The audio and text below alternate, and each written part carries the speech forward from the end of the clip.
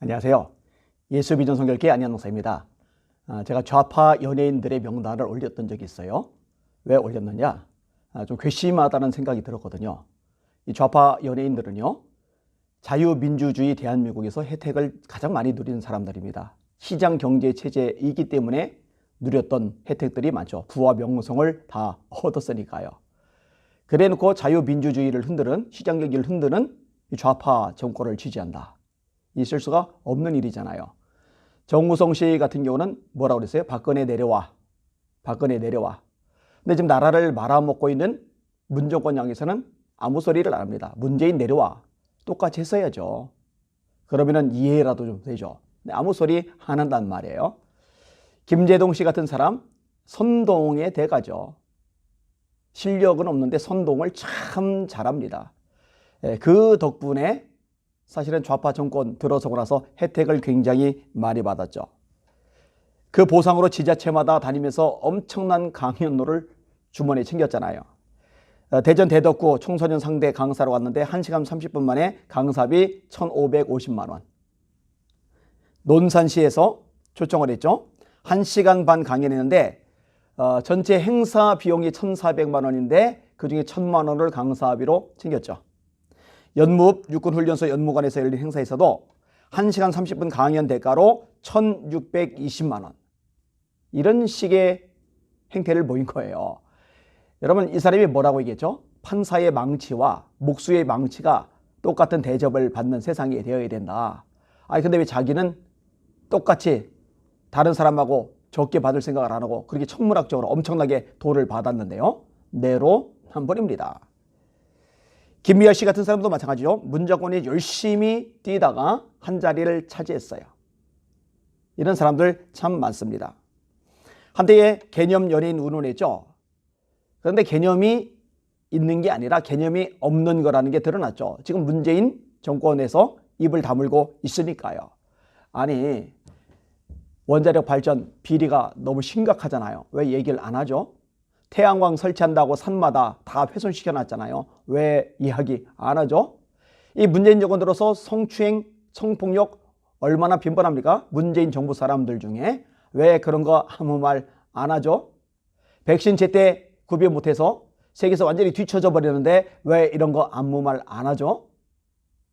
있을 수가 없어요. 비정상입니다. 아무튼 연예인들이 인기가 있죠. 영향력이 있죠. 그러다 보니까 좌파 연예인 명단을 폭로한 상황에서 공격, 비난, 욕이 참 많이 들어왔어요. 뭐 욕먹을 거, 비난받을 거 각오하고 올린 겁니다. 그중 한 사람의 글을 인용할게요. 최근에 달렸는데 이 사람의 글을 좀 풀어서 설명을 해주면은 이 방송을 듣는 사람들에게 유익이 될 수 있겠다라고 판단이 들었던 겁니다. KHK라는 사람입니다. KHK. 이니셜만 써놨죠. 자기 이름 하나 떳떳하게 밝히지 못해요. 비겁한 거죠. 자, 이 사람이 이렇게 글을 썼더라고요. 사람이 종교에 빠지면요, 얼마나 비정상적인 사고를 하나요? 사이비 종교에 빠지면 비정상적인 사고를 합니다. 그리고요, 비정상적인 사고를 하는 사람은요, 종교에 빠진 사람, 정상적인 종교에 빠진 사람이 아니라 좌파에 빠진 사람입니다. 문바들입니다. 그들이 비정상적인 사고를 하는 거예요. 아니, 조국 같은 파렴치한 짓을 저지른 사람을 존경한다고 그러니 그거 정상적인 사고 아니잖아요. 추미애처럼 한나라 법치의 수장인 사람이 이 법치를 허물어뜨리는데 그 사람 잘한다고 박수를 치니 비정상적인 사고이잖아요. 김명수 대법원 같은 사람 같이 비판을 해야지 정상인데 가만히 입 다물고 있으니 비정상적인 사고를 하는 거잖아요. 나라 망치고 있는 문재인 정권, 민주당을 지지하고 있으니까 비정상적인 사고를 하는 건 맞죠. 그리고 이 비정상적인 사고를 하는 사람들 중에 목회자들도 있고 교인들도 있다는 게 비극입니다. 자, KHK님의 글입니다. 하나님이 좌우 이념 대립에 서 계셨나요? 하나님이 민주당, 국민의힘 편 가르셨나요? 하나님께서는 원수마저도 사랑을 하셨습니다. 당신 같은 사람들의 교회는 하나님 팔아 교회를 가장한 회사입니다. 세요. 하나님 팔아 교회를 가장한 회사래요. 예수 비전 선결 회사예요? 목사를 가장한 사장짓은 말아주시고 회개하고 반성하여 진정 주님을 모시는 성직자 목사가 되십시오. 저는요 하나님이 우파편에 서 있다 이렇게 말하지 않아요. 왜냐? 우파가 잘못하면 말씀에서 벗어나면은 하나님 우파라고 해도 싫어하시거든요. 절대로 기뻐하실 수 없거든요. 우파라고 하는 사람들이 하나님의 말씀에 순종할 때 하나님께 기뻐하시는 삶의 태도를 보일 때 그때 하나님이 인정하시겠죠. 그런데 하나님은 절대로 좌파편일 수는 없습니다. 이건 확실합니다. 왠지 아세요? 이 좌파의 뿌리는 유물론이거든요. 유물론이 뭐예요? 물질에서 정신이 나온다. 그러니까 모든 만물의 근원이 물질이라고 생각하는 좌파들 사고 속에서는 하나님의 존재가 있을 수가 없죠. 영의 존재가 있을 수가 없죠. 천국 인정 안 하죠. 지옥 인정 안 하죠. 천사들 인정 안 하죠. 마귀 인정 안 하죠. 악한 영들의 세력 인정 안 하죠. 그렇게 정말 거듭난 그리스도인이라면은 절대로 좌파가 될 수가 없어요. 뭐 원수를 사랑하라? 아니 좌파들이 잘 쓰는 게 예수님의 이 말씀이더라고요. 원수를 사랑하라. 그래서 원수를 사랑해서 좌파들은 맨날 적폐몰이 합니까? 상대방 때려 죽이려고 작정을 하고 달려듭니까? 이 좌파들이 더 심하잖아요. 그죠? 그리고 이 대한민국이 공산화가 되면은요 절대로 안 되죠. 여러분 공산화된 나라들 보세요. 기독교 말살시켰습니다. 얼마나 짓밟았습니까? 얼마나 처참하게 사람을 죽여나갔습니까? 상상을 초월하죠. 중국을 보세요. 북한을 보세요. 순교의 피가 철철 흐릅니다. 제가 물어볼게요.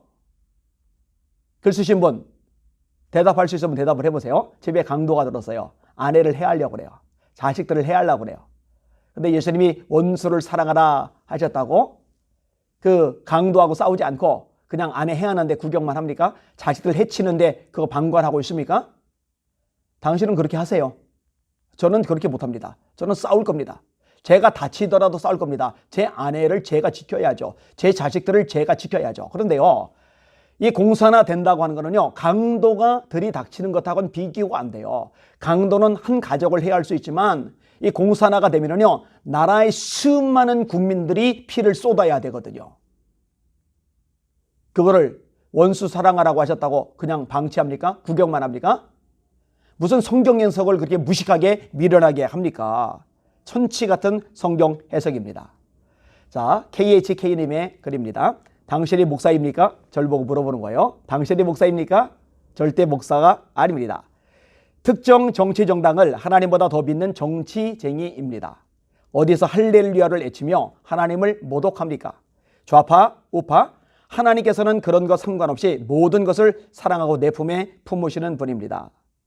저 뭐 목사입니까? 물어요. 절대 아니라고 그래요. 제가 대답할게요. 저 목사입니다.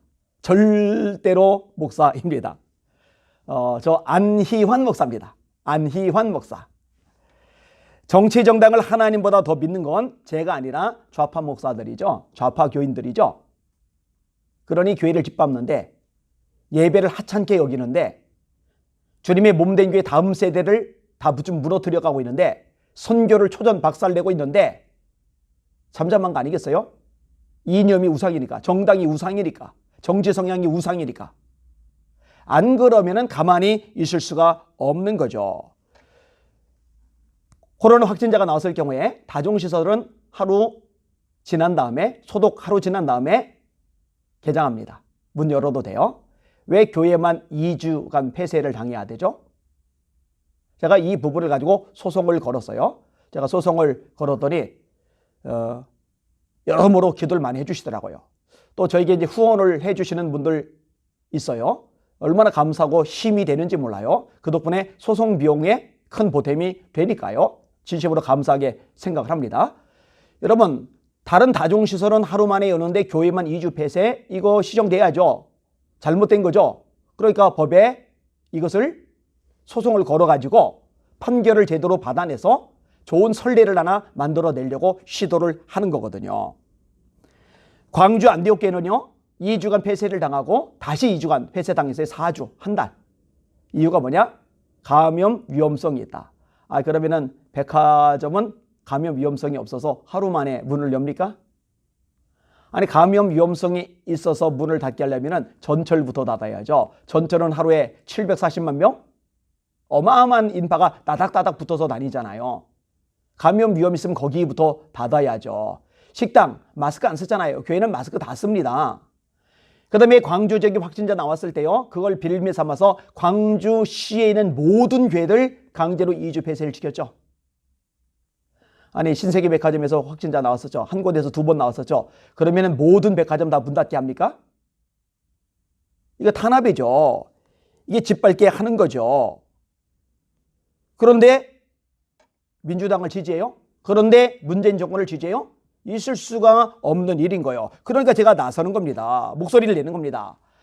할렐루야를 외치며 하나님을 모독한다고요? 아니요. 주님의 몸된 교회에서 욕먹고 비방당하고 대가 지불하고 이런 저희 모습을 하나님께서 저는 기뻐하실 거라고 확신합니다. 당신이 뭐라고 하든 말든 저는 그런 확신을 가지고 있어요. 제가 할렐루야라는 소리가 듣기 싫으세요? 그러면 제가 5번 연속으로 들려드릴게요. 할렐루야, 할렐루야, 할렐루야, 할렐루야, 할렐루야, 할렐루야. 5번 하려다가 제가 인심이 후하거든요. 한 번 더 추가해서 6번 해드렸어요. 덤으로 한 번 더 할렐루야. 하나님을 높이겠다는데 뭐가 하나님을 모독한다고 합니까? 맞아 읽을게요. KHK님, 당신처럼 목사를 가장하여 특정 집단과 특정 교회의 이익을 대변하는 사람들 때문에 기독교가 개독교라는 소리를 듣고 있어요. 지금 이 시대야말로 목사님들이 일어나야 될 때입니다. 소리를 내야 될 때입니다. 싸워야 될 때입니다. 침묵하는 게, 입을 다물고 있는 게, 꼬리 내리고 있는 게 문제지 말하는 건 문제가 안 돼요. 오히려 말을 해야 될 시대입니다. 정치 권력이 꼬리를 흔들 게 아니라 지금은 맞짱을 떠야 될 시대입니다. 어떻게 이렇게 시대를 보는 눈이 없습니까? 저는요, 특정 정치 집단을 지지하는 게 아닙니다. 대한민국을 사랑하는 거예요. 그냥 대한민국을 지키고 싶은 거예요.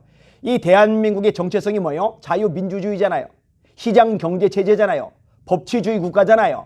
근데 이게 무너져 가고 있잖아요. 시장경제체제 완전히 박살내고 있잖아요. 통제하잖아요. 다 지배하잖아요. 중앙집권적으로 하잖아요. 세금만 걷어들이잖아요. 분배, 배분 사이로 만들려고 하잖아요. 재난지원금 4천원 지원하면서 베네수엘라처럼 그리스처럼 국가 경제 파산날 지경에 도달하게 만들잖아요. 법치국가인데 법이 다 무너지잖아요. 헌법에 보장된 종교의 자유 짓밟히고 있잖아요. 헌법에 보장된 집회 결사의 자유 짓밟히고 있잖아요. 왜 광화문 차벽을 저렇게 설치합니까? 왜 광화문에 땅을 폐하쳐 냈습니까? 왜 집회 결사 자유를 막는 거예요?